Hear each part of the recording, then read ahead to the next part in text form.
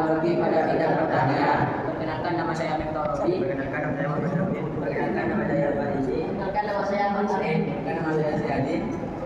Macam-macam bioteknologi pertanian, hidroponik dan aeroponik, kultur jaringan terbuka, tanaman yang mampu memfiksasi nitrogen, tanaman transgenik, penggunaan teknologi nuklir, teknik fusi protoplas, pembentukan varietas tanaman baru. Hidroponik dan aeroponik. Hidroponik adalah budidaya menanam dengan memanfaatkan air tanpa menggunakan tanah dengan menekankan pada pemenuhan kebutuhan nutrisi bagi tanaman. Dimanapun tumbuhnya sebuah tanaman akan tetap dapat tumbuh dengan baik apabila nutrisi di unsur hara yang dibutuhkan selalu tercukupi dalam air. Ini fungsi dari tanah adalah untuk menjaga tanaman dan air mengembangkan nutrisi untuk kemudian bisa diserap tanaman. Pola pikir inilah yang akhirnya melahirkan teknik bertanam dengan hidroponik, di mana yang ditekankan adalah pemenuhan kebutuhan nutrisi. Aeroponik merupakan sistem yang akarnya secara berkala dibasahi dengan butiran-butiran daun dan nutrien yang halus seperti kabut. Metode ini tidak memerlukan media dan memerlukan tanaman yang tumbuh dengan akar yang menggantung di udara atau pertumbuhan ruang yang luas yang secara berkala. Akar dibasahi dengan kabut halus dari larutan nutrisi. Aerasi secara sempurna merupakan kelebihan utama dari aeroponik.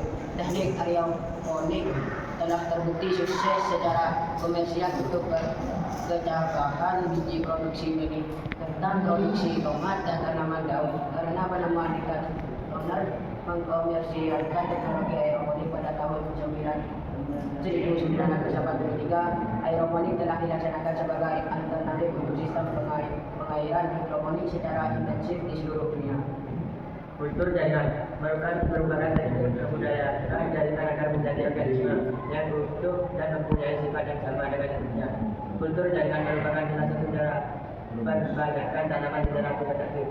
Kultur jaringan merupakan teknik memperbanyakan tanaman dengan cara mengisolasi bagian tanaman seperti daun, mata, tunas, serta menumbuhkan bagian-bagian tersebut. Dengan media wadah secara aseptik yang kaya nutrisi dan bisa mengatur tumbuh dalam wadah tertutup yang tembus cahaya sehingga bagian tanaman dapat berbanyak biji dan bergenerasi menjadi tanaman lengkap.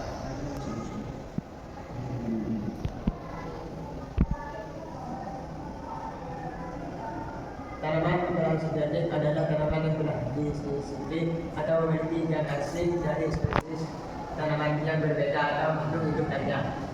Penggabungan gen asing ini bertujuan untuk mendapatkan tanaman dan sifat-sifat yang diinginkan, misalnya pembuatan tanaman yang tahan suhu tinggi, suhu rendah, kekeringan, resisten terhadap organisme mengganggu tanaman, serta kuantitas dan kuantitas yang lebih tinggi dari tanaman alami.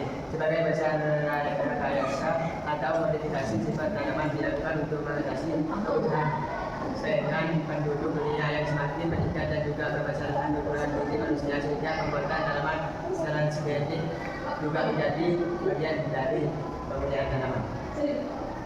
Teknologi nuklir untuk pertanian. Untuk mendapatkan varietas unggul baru, teknik yang digunakan adalah pembudidayan tanaman dengan teknik mutasi radiasi. Secara ringkas prosesnya adalah benih induk bersinar dengan radiasi gamma probel 60 dengan dosis 0,20 mg dalam kurung satuan radiasi yang aman untuk bahan makanan. Radiasi mampu menyangkut biji tanaman sampai ke lapisan kromosom. Struktur kromosom pada biji tanaman dapat dipengaruhi dengan radiasi ini. Perubahan struktur karena radiasi dapat berakibat pada perubahan pada tanaman. Ini untuk memperbaiki sifat tanaman agar mendapatkan biji tanaman dengan kemudian tertentu, misalnya lahan lama, bahan kekeringan, dan dapat pakai yang diradiasi bersifat aman dan barunya tidak ada unsur aktif yang tidak. Muslim atau Muslim atau pula adalah salah satu tanaman atau tanaman dengan memanfaatkan fungsi protoplasma. Fungsi protoplasma adalah salah satu metode persilangan atau hibridisasi tanaman dengan memanfaatkan rekayasa genetika konvensional. Protoplas adalah sel tanaman tanpa bagian dinding sel. Teknik fungsi protoplas dapat digunakan untuk mencampur sifat genetik dari spesies tanaman yang sama atau dari spesies yang berbeda. Selain itu, teknik ini menggunakan untuk diterapkan dalam persilangan tanaman satelit ataupun tanaman dengan hidup yang berjalan. Untuk mengisi atau mendukung terjadinya fungsi protoplas dapat dilakukan dengan pemakaian senyawa kimia seperti PEI atau penggunaan arus listrik untuk membantu fungsi elektrofusi. Ketika dua protoplas bersatu dapat terjadi perpisahan atau penggabungan. Dua ini dengan tanaman dengan sifat baru hasil percampuran kedua tersebut. Apabila salah satu ini dan selama terjadinya fungsi maka akan menghasilkan sel baru yang disebut protoplastik hibrid.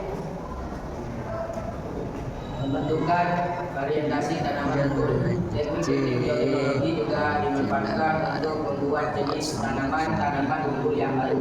Hal ini diperlukan untuk mencukupi kebutuhan pangan yang terus meningkat, sedangkan luas lahan pertanian cenderung menurun. Diharapkan mempunyai produksi yang lebih baik. Selain itu, peningkatan hasil juga dilakukan upaya perbaikan pada kandungan nutrisi, kelestarian lingkungan, usia panen, dan berbagai nilai tambah yang lain.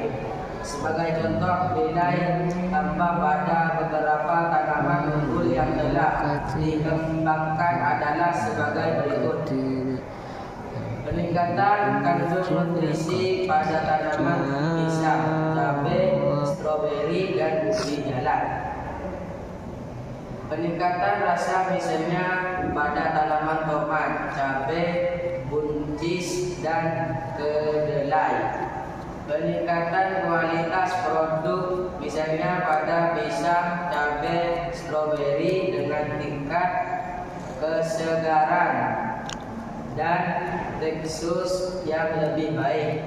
Mengurangi reaksi alergi misalnya pada tanaman polongan dengan kandungan protein penyebab alergi yang lebih rendah.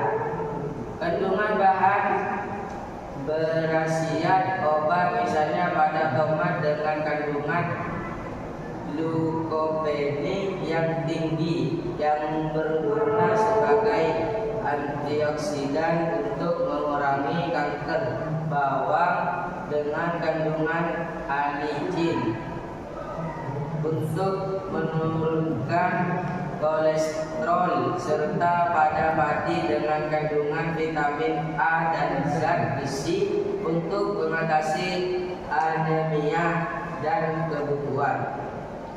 Cukup sekian dari presentasi kami. Wassalamualaikum warahmatullahi wabarakatuh.